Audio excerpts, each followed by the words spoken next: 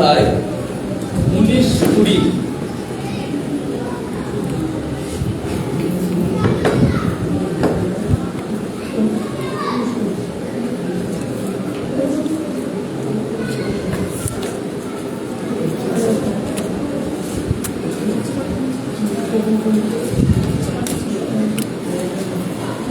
অতএব তোমরা কি জানো যে তোমাদের দেহ পবিত্র আত্মার মন্দির, যিনি তোমাদের অন্তরে থাকেন, যাহাকে তোমরা ঈশ্বর হইতে প্রাপ্ত হইয়াছ, আর তোমরা নিজের নও, কারণ মূল্য দ্বারা কৃত হইয়াছ। অতএব তোমাদের দেহে ঈশ্বরের গৌরব করো। হালেলুয়া। তাহলে প্রশ্ন, খ্রিস্ট বিশ্বাসীদের জীবনে কি মন্দ আত্মা বাস করতে পারে? হালেলুয়া। গ্রিক শব্দ ডাইমনজোমাই, যার অর্থ মন্দ আত্মা। গ্রিক শব্দ ডাইমনজোমাই, যার অর্থ কি না? মন্দ আত্মা।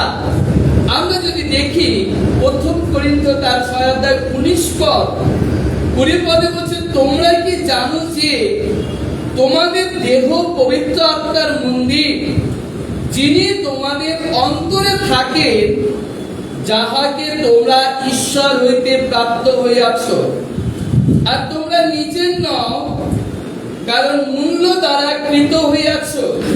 অতএব তোমাদের দেহে ঈশ্বরের গৌরব করো। হালেলুয়া। খ্রিস্ট বিশ্বাসী কখনো মন্দ আত্মার কবলে থাকতে পারে না। হালেলুয়া। খ্রিস্ট বিশ্বাসীরা কখনো মন্দ আত্মার কবলে থাকতে পারে না। কেন? কারণ সে ঈশ্বরের অধীন। সে ঈশ্বরের অধীন। তার মধ্যে কখনো মন্দ আত্মা থাকতে পারে না। তারা এখন জীবন্ত ঈশ্বরের পবিত্র মন্দির।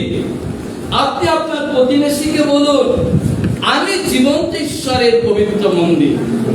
আমি জীবন্ত ঈশ্বরের পবিত্র মন্দির। Hallelujah, hallelujah. কেননা আপনাকে মূল্য দিয়ে কেনা হয়েছে। আপনাকে কি করা হয়েছে? মূল্য দিয়ে কেনা হয়েছে। Hallelujah, hallelujah. আর এই দেহ কিসের জন্য?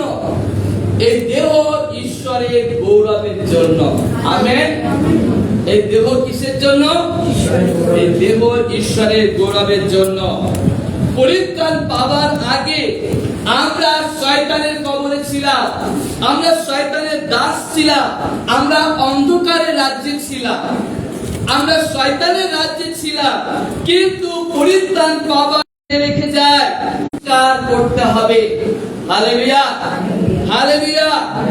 নতুন ভাবে আমাদেরকে সাজাতে হবে, নতুন ভাবে সাজাতে হবে, সমস্ত জঞ্জালকে ফেলে দিয়ে।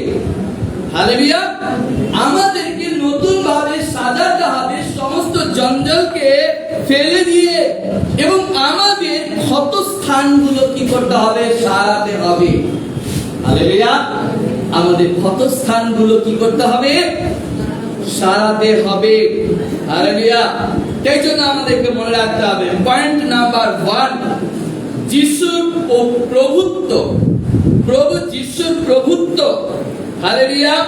পরিত্রাণ পাওয়ার পর প্রত্যেক খ্রিস্ট বিশ্বাসীদের জীবনের সমস্ত ক্ষেত্রে প্রভু যিশু খ্রিস্টের প্রভুত্বকে আহ্বান করা প্রয়োজন আছে। হালেলুয়া। অর্থাৎ শিষ্যত্ব গ্রহণ করা। শিষ্যত্ব গ্রহণ করা। অনেক সময় দেখা যায় ঘটে যাওয়া কিছু ঘটনার ফলে, একে অপরকে ক্ষমা না করার ফলে মানসিক যন্ত্রণা আমাদের মধ্যে থেকে যায়। পুরাতন কিছু ঘটনা আপনার জীবনে ঘটে গেছে, আর সেই ঘটনার জন্য আমরা কি করছি না, একে অপরকে ক্ষমা করতে পারছি না। একে অপরকে ক্ষমা না করার জন্য আমাদের জীবনে কিছু মানসিক যন্ত্রণা, কিছু মানসিক তাড়না আমাদের মধ্যে থেকে যায়। হালেলুয়া। আর এইসব থেকে মন্দ আত্মার শক্তি একরকম আইনগত ভাবে ভিতরে ঢুকতে পারে। হালেলুয়া। এই জন্য আমাদেরকে সাবধানে থাকতে হবে। আমাদেরকে প্রভুর বাক্য দিয়ে, ঈশ্বরের উপস্থিতিতে, তার প্রেজেন্টে আমাদেরকে কি করতে হবে? আমাদের হৃদয় থেকে, আমাদের অন্তঃকরণ থেকে, আমাদের ভিতর থেকে সমস্ত জঞ্জালকে কি করতে হবে? না সরে ফেলতে হবে। হালেলুয়া। মথি তার 18 অধ্যায় আমরা 34-35 পদ আমরা দেখব। মথি লিখিত সুসমাচার তার 18 অধ্যায় 34-35।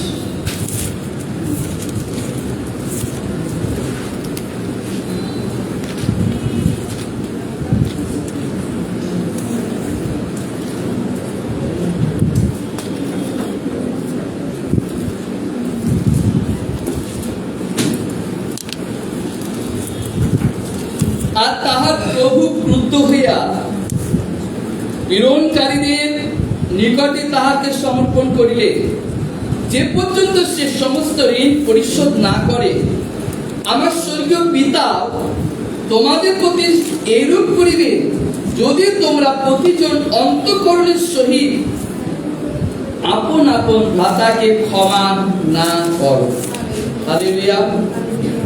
তাহলে আমরা দেখি যে একজন রাজা বলছে স্বর্গরাজ্য এমন রাজার তুল্য, যিনি আপন দাসগণের কাছে হিসাব লইতে চাইলে, এবং সেই দাসের মধ্যে একজন দাস তার মালিকের কাছে 10 সহস্র তালন্ত অর্থাৎ কয়েক কোটি টাকা সে তার মালিকের কাছে দেনা ছিল। আর মালিক তার কাছ থেকে কি চেয়েছে? হিসাব চেয়েছে। আমার দেনা তোমাকে শোধ করতে হবে। তোমার পরিবার পরিজন, তোমার যা কিছু আছে সব বিক্রি করে তুমি কি করো? আমার দেনা শোধ করো। হালেলুয়া। কিন্তু সেই ব্যক্তি, সেই দাস কি করলো? তার হাত পা ধরে চোখের জলে কেঁদে কেঁদে তার কাছে কি চাইলো? না ক্ষমা চাইলো, সময় চাইলো, যে প্রভু আপনি আমাকে সময় দিন, আমি আপনার সমস্ত টাকা শোধ করে দেব। কিন্তু সে রাজা, সে মালিক, সে ছিল দয়ালু। আর এই কারণে সে কি করলো? বললো কি না, তোমার আর টাকা পরিশোধ করতে হবে না, তোমার সমস্ত ঋণ থেকে আমি তোমাকে মুক্ত করলাম। তুমি সমস্ত ঋণ থেকে তুমি মুক্ত। আজ থেকে তোমাকে আমি ঋণ মুক্ত করলাম, অর্থাৎ আমাকে আর তোমাকে টাকা ফেরত দিতে হবে না।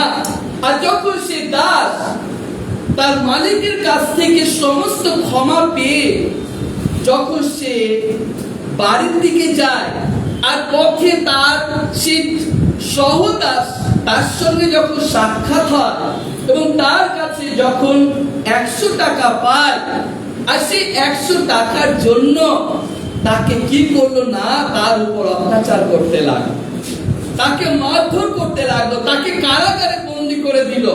আর এই সংবাদ যখন রাজার কাছে পৌঁছায়, যখন তার মালিকের কাছে পৌঁছায়, তখন তার মালিক তার প্রতি রেগে যায়। আমি তোমার কোটি কোটি টাকা ক্ষমা করে দিলাম, আর তোমার কিনা সামান্য 100 টাকা তুমি ক্ষমা করতে পারছো না। Hallelujah, hallelujah. তখন বলছে তাহার প্রভু ক্রুদ্ধ হইয়া পীড়নকারীদের নিকটে তাহাকে সমর্পণ করিলেন, যে পর্যন্ত সে সমস্ত ঋণ পরিশোধ না করে। বলছে কি, আমার স্বর্গীয় পিতাও তোমাদের প্রতি এইরূপ করিবে, যদি তোমরা প্রতিজন অন্তঃকরণের সহিত আপন আপন ভ্রাতাকে ক্ষমা না করো। যদি তোমার ভাইকে, তোমার বোনকে যদি ক্ষমা না করো, কোথা থেকে ক্ষমা করতে বলছে? অন্তঃকরণ থেকে ক্ষমা করতে বলছে। হালেলুয়া। বলছে তোমার অন্তঃকরণ থেকে তোমার ভাইকে, তোমার বোনকে ক্ষমা করো। মানে কি, দীর্ঘদিনের ঘটে যাওয়া কিছু ঘটনা, যার জন্য আপনি আপনার ভাইয়ের কাছ থেকে, আপনার বোনের কাছ থেকে আপনি আঘাত পেয়েছেন, দুঃখ পেয়েছেন, আর সেই যন্ত্রণাকে আপনি দিনের পর দিন, মাসের পর মাস, বছরের পর বছর ধরে আপনি সেই যন্ত্রণাকে নিয়ে বলছেন, আপনি তাড়িত হচ্ছেন।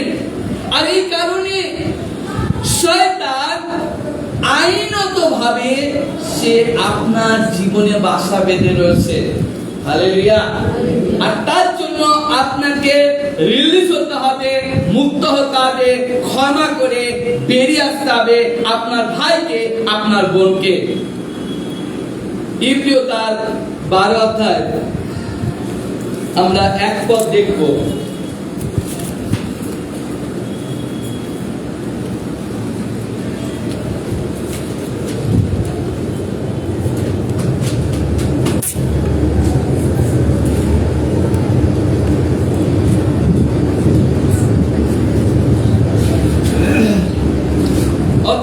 এমন বৃহৎ সাক্ষী মেঘে বেষ্টিত হওয়াতে আবশ্যক, আমরা সমস্ত বোঝা সহজ বাধাজনক পাপ ফেলিয়া দিয়া ধৈর্য পূর্বক আমাদের সম্মুখস্থ ধাবন ক্ষেত্রে দৌড়ি।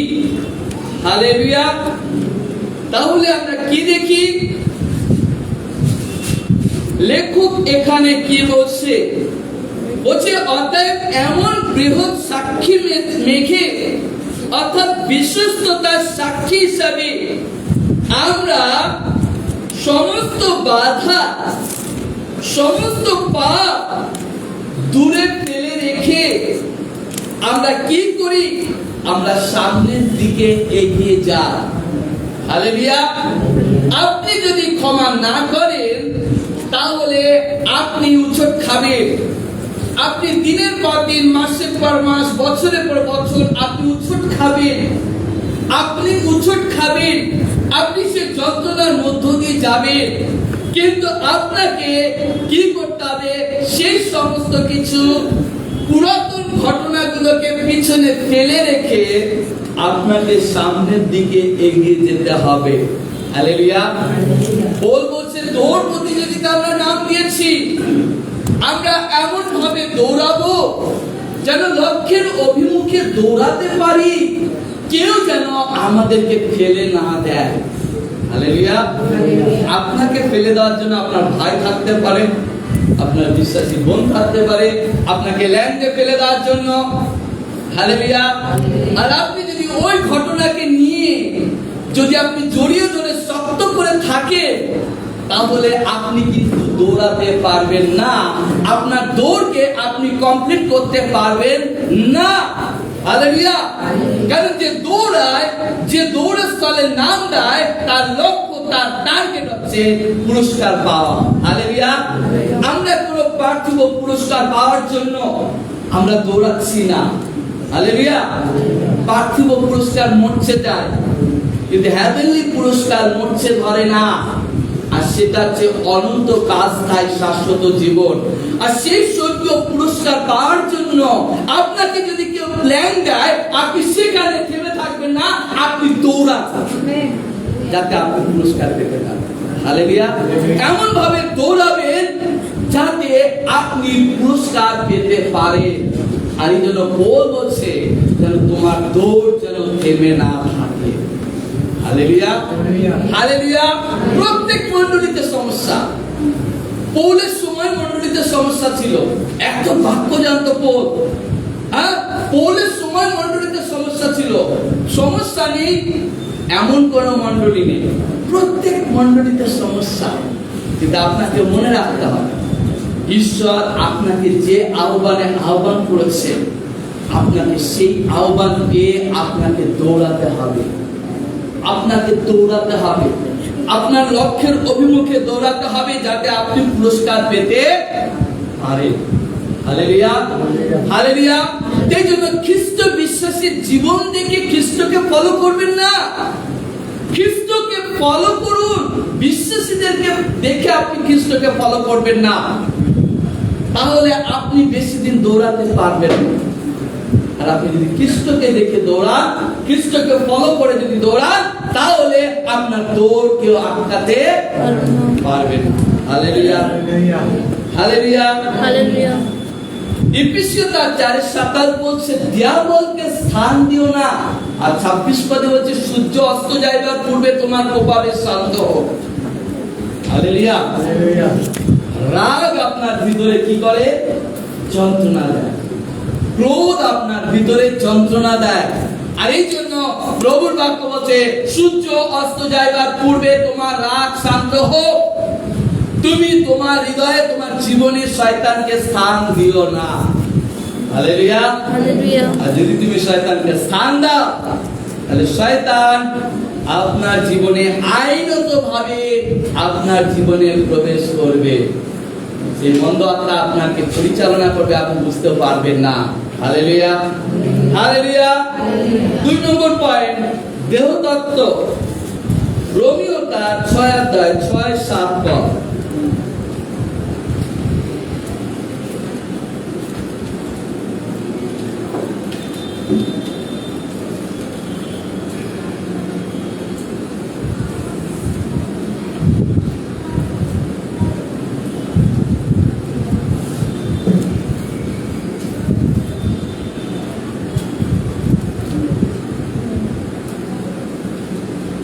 আমরা তো জানি যে আমাদের পুরাতন মনুষ্য তাহার সহিত কুষারোপিত হয়ে আছে, যেন পাপের শক্তিহীন হয়, যাহাতে আমরা পাপের দাস আর না থাকি।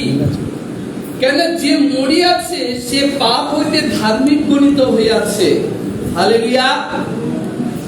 আমাদের পুরাতন মানুষ, অপরিবর্তিত মানুষ, আমাদের পুরাতন মানুষ, অপরিবর্তিত মানুষ। পৌল এখানে বলতে চায় আমাদের পুরাতন পাপ দেহ আর আমাদের প্রভু নয়। হালেলুয়া।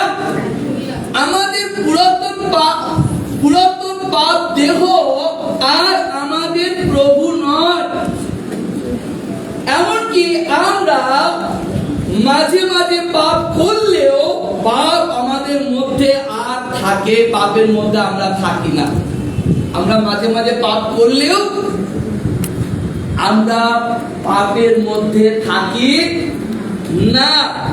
কিন্তু যদি কেউ জেনে শুনে পাপ করতে থাকে, তাহলে আমরা বলবো সেই ব্যক্তির পুরাতন সত্তার এখনো মৃত্যু হয়নি। যদি জেনে শুনে পাপ করতে থাকে, তাহলে আমরা কি বলবো? সেই ব্যক্তির এখনো পুরাতন সত্তার মৃত্যু হয়নি। আর এই ধরনের ব্যক্তি খ্রিস্টকে জানে না, এই ধরনের ব্যক্তি খ্রিস্টকে জানে না। হালেলুয়া। ইফিসীয় 4 আমরা 21-24 আমরা দেখব।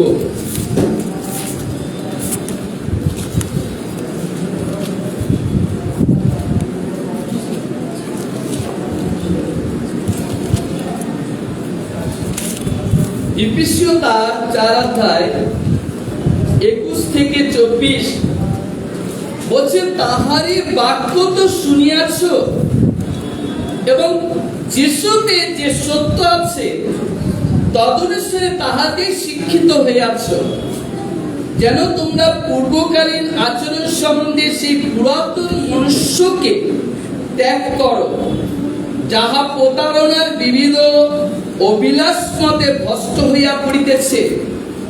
আপন আপন মনের ভাবে যেন ক্রমশ নবীনীকৃত হয় এবং সেই নতুন মনুষ্যকে পরিধান করো, যা সত্যের ধার্মিকতায়, সাধুতায়, ঈশ্বরের সাদৃশ্যে সৃষ্ট হইয়াছে।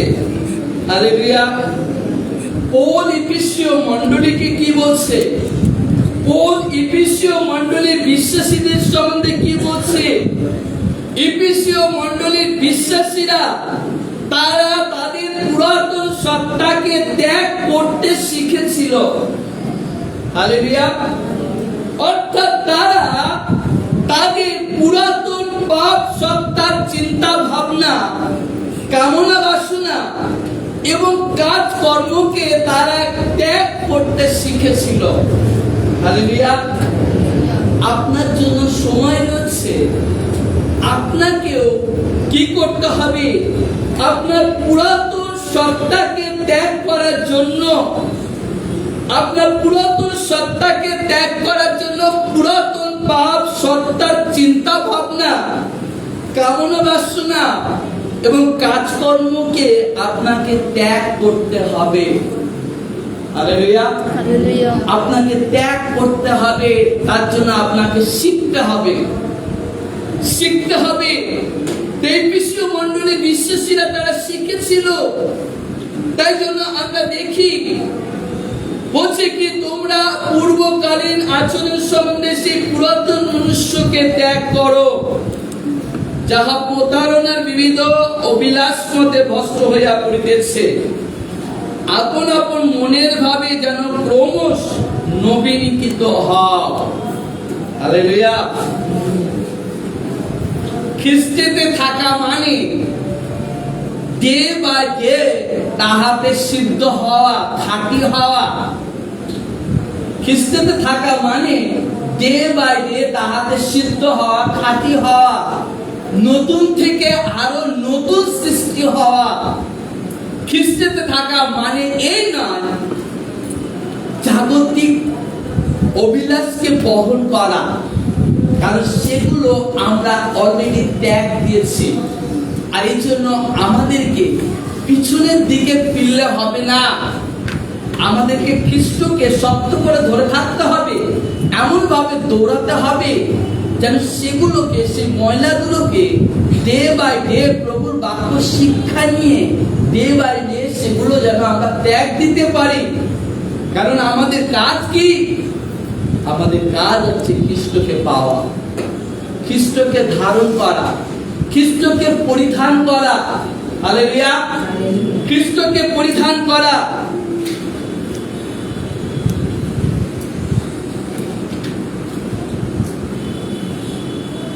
কারণ আমরা প্রত্যেকে পাপ স্বভাব নিয়ে জন্মগ্রহণ করি।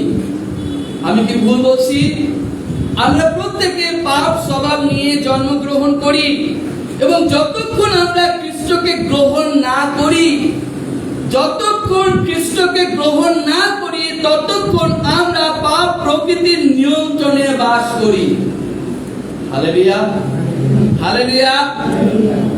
হালেলুয়া।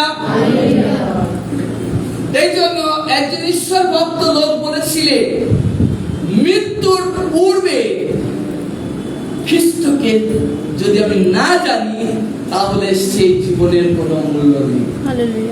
মৃত্যুর পূর্বে যদি খ্রিস্টকে না জানি তাহলে সেই জীবনের কোনো মূল্য নেই। হালেলুয়া। হালেলুয়া। সুতরাং নতুন সত্তাকে ধারণ করার পূর্বে প্রথমে আমাদের পুরাতন সত্তার মৃত্যুকে ঘটাতে হবে। পুরাতন সত্তার মৃত্যুকে ঘটাতে হবে। যতক্ষণ পুরাতন সত্তার মৃত্যু না হবে ততক্ষণ আমরা নতুন সত্তাকে ধারণ করতে পারবো না। পুরাতন স্বভাব, পুরাতন পাপের স্বভাবকে ত্যাগ না করলে আমরা নতুন স্বভাব, নতুন সৃষ্টি হতে পারবো না। হালেলুয়া। 3 নম্বর পয়েন্ট, দৈত্য বা দিয়াবল। 2 করিন্থীয় তার 10 অধ্যায় 3 থেকে 5।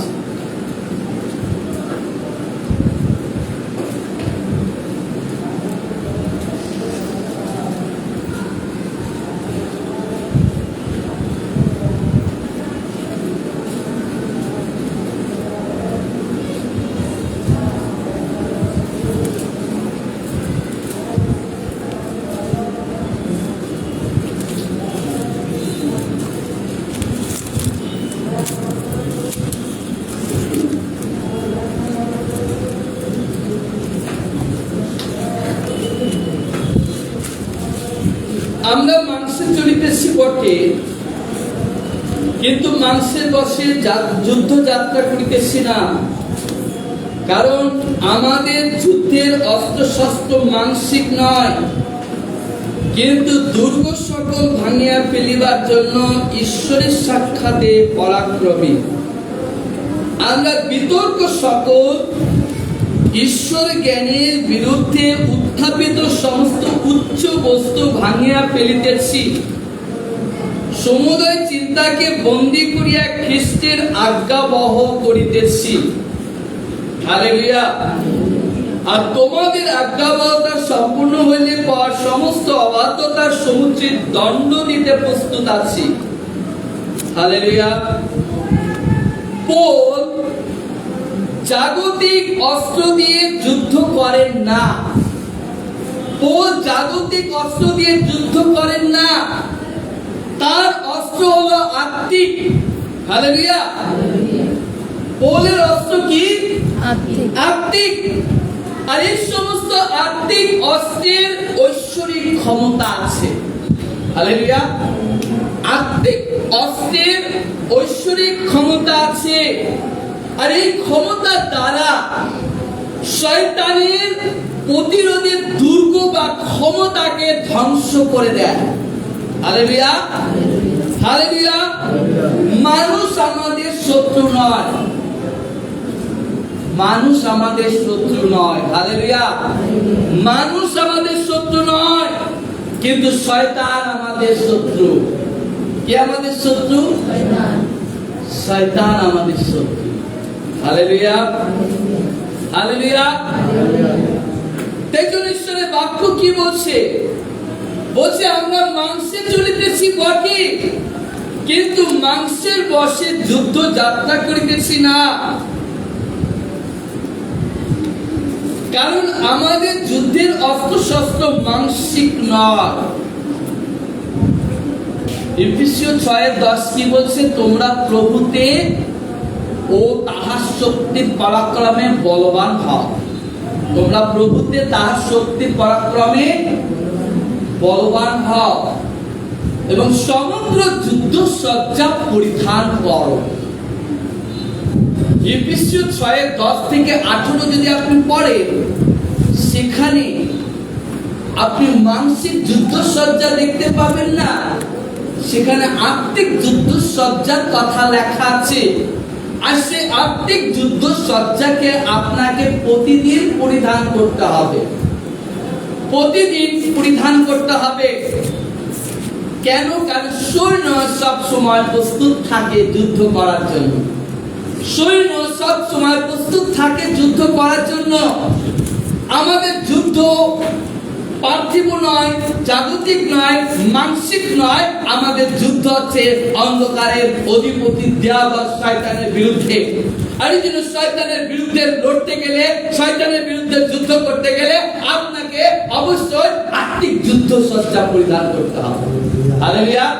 আর যখন আপনি আত্মিক যুদ্ধ সজ্জা পরিধান করবেন এবং আত্মিক যুদ্ধ সজ্জা পরিধান করে যখন আপনি শয়তানের সঙ্গে লড়াই করবেন, শয়তানকে প্রতিরোধ করবেন, শয়তান আপনার কাছ থেকে পালিয়ে যাবে। শয়তান আপনার কাছ থেকে পালিয়ে যাবে। হালেলুয়া। হালেলুয়া। এই জন্য আমরা প্রত্যেকে জানি মন্দ কথা বলা অন্যায়, তাই তো? প্রত্যেকে জানি মন্দ কথা বলা অন্যায়। আর এই ধরনের ভাবনাকে অন্তরে পোষণ করে রাখাও অন্যায়। যখন আমরা মন্দ কথা বলি, আমরা জানি মন্দ কথা বলা অন্যায়, আবার এই সমস্ত ভাবনাগুলোকেও যদি আমরা অন্তরে পোষণ করে রাখি, সেটাও অন্যায়। হালেলুয়া। আর এই সমস্ত মন্দ চিন্তা, যেমন ক্রোধ, ঈর্ষা, লোভ, অধার্মিকতা, দুঃখ ইত্যাদি ইত্যাদি, এই সমস্ত চিন্তা হলো আমাদের মাথার চারিদিকে উঠতে থাকা সে পাখির মতো। হালেলুয়া। আমাদের মাথার উপরে দেখি আমরা পাখিগুলো কি করে? পাখিগুলো উঠতে থাকে, তাই না?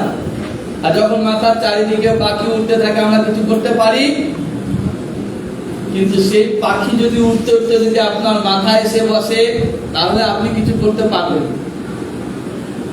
পারবেন কি? সেই পাখি যদি উঠতে উঠতে আপনার মাথায় এসে যদি বাসা বাঁধতে আসে, আপনি কি তাকে প্রশ্রয় দেবেন? আপনি তাকে প্রশ্রয় দেবেন না, কারণ আপনি তার বাসা বাঁধা আপনি বন্ধ করতে পারবেন, কিন্তু উড়ে যাওয়া পাখির বাসা আপনি বন্ধ করতে পারবেন না।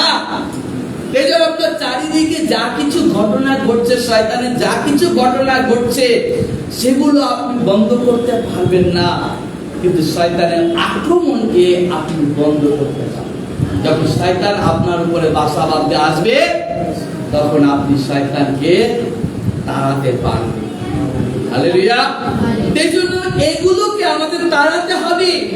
ক্রোধ, ঈর্ষা, লোভ, অধার্মিকতা, দুঃখ, এগুলো আমাদের জীবন থেকে কি করতে হবে?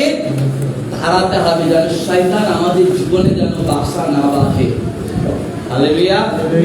আসুন আমাদের হৃদয়কে আমরা প্রস্তুত করি।